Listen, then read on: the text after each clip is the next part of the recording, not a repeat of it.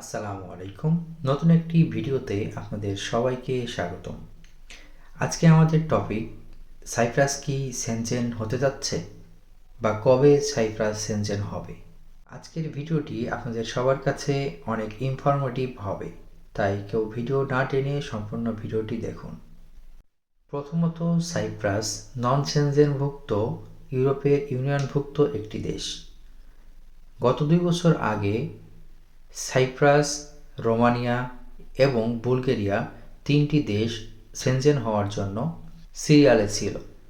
তার মধ্যে বুলগেরিয়া এবং রোমানিয়া সরকারি রিকোয়ারমেন্টগুলো থাকে, সেগুলো ফিল আপ করার কারণে সেগুলো সেনজেনভুক্ত দেশের ভিতরে চলে গেছে। এক্ষেত্রে সাইপ্রাস সেনজেন হতে পারেনি।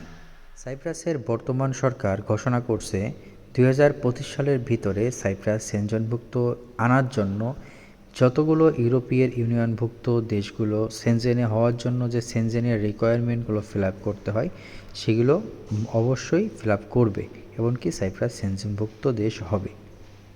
এই কথাটি জোর দিয়ে বলার কারণটা এই কারণেই, সাইপ্রাস মূলত ট্যুরিস্ট কান্ট্রি। সো ট্যুরিজম সেক্টরে সাইপ্রাসের অবদান অনেক। আর ইউরোপীয় অনেক দেশ থেকে সাইপ্রাসে আসার জন্য অনেক রিকোয়ারমেন্ট আছে, ভিসা করতে হয়, অনেক রিকোয়ারমেন্ট আছে।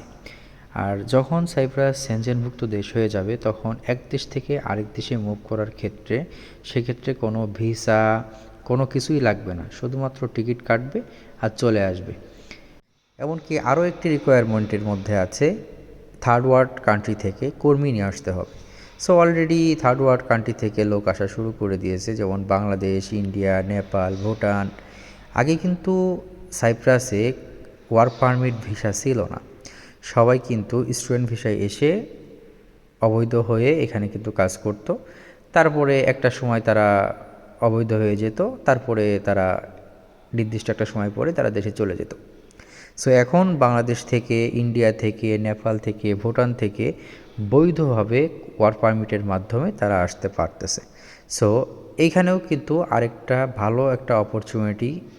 এটা কিন্তু আমরা বাংলাদেশি বা ইন্ডিয়ান যারা আছি মনে করি যে ওইখানে যেতে পারলে আমাদের কপালটা খুলবে, আমাদের সেনজেনভুক্ত দেশ হয়ে গেলে আমাদের জন্য ভালো, ওইখান থেকে আমরা দ্রুত মুভ হয়ে যেতে পারবো।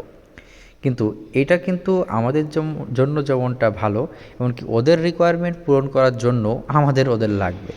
সো এখন সাইপ্রাসে প্রচুর বাংলাদেশ, ইন্ডিয়া, নেপাল, ভুটান থেকে লোক আসতেছে।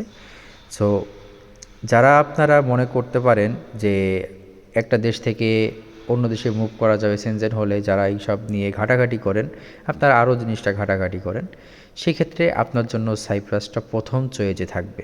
কেননা আপনি বাংলাদেশ হন, নেপাল হন, ভুটান হন, বিশেষ করে বাংলাদেশিদের অন্য কোনো সেনজেন দেশে ভিসা হওয়া সো টাফ। সো সেক্ষেত্রে আপনি সাইপ্রাসকে প্রথম কাতারে রাখতে পারেন, রেখে আপনি আপনার সামনের গোলগুলো ফিল আপ করতে পারেন। তো যেখানে প্ল্যানিং শুরু, সেখানেই আমার মনে হয় যে আপনাকে প্ল্যানিংটা সেভাবেই করা উচিত। তাছাড়া আপনি আপনার টাকা দিয়ে রাখবেন, আপনার ভিসা হবে না। আবার এমন হবে যে আপনি টাকা দিছেন, সময় দিছেন, কিন্তু আপনি কোথাও যেতে পারতেছেন না। তো সেক্ষেত্রে অবশ্যই আপনি ভেবে চিন্তে সামনে আগাবেন। আর আশা করি ছোট্ট একটা ভিডিওতে সব ইনফরমেশন দেওয়া সম্ভব না, যতটুকু পারছি ইনফরমেশন দেওয়ার চেষ্টা করছি। তারপরেও যদি কারোর কোনো প্রশ্ন করার থাকে তাহলে কমেন্ট করতে পারেন, ইনশাল্লাহ উত্তর দিব। এখন সব বিষয়ের একটি বিষয় আমরা বুঝতে পারতেছি যে সাইপ্রাস সেনজেন হওয়ার জন্য যতটুকু চেষ্টা করার করতেছে, এমনকি সাইপ্রাস শেষমেশ হয়তো সেনজেন হবে।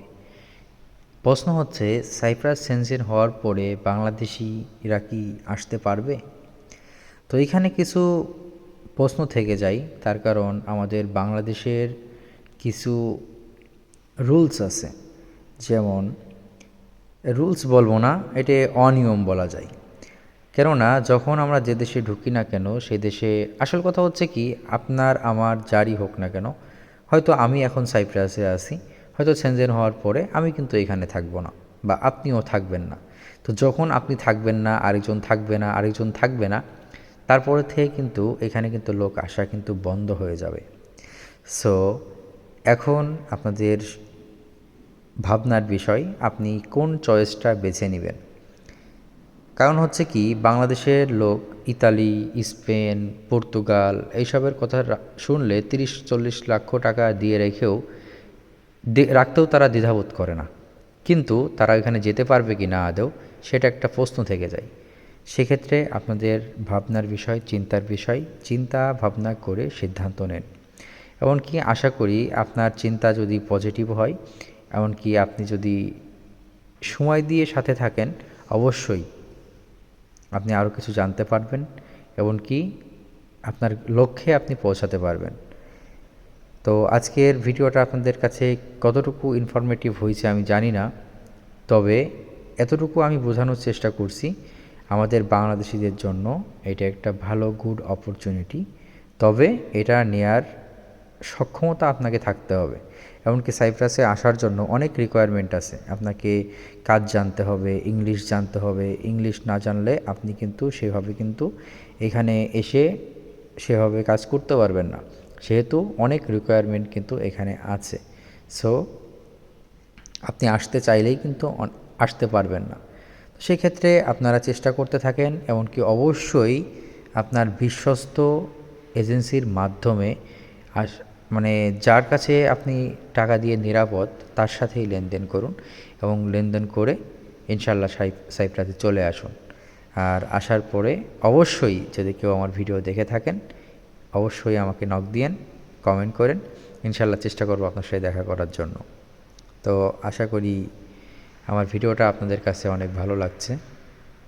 সো ভালো থাকবেন, পরবর্তী কোনো একটা ভিডিওতে আবার কথা হবে ইনশাল্লাহ। আল্লাহ হাফিজ।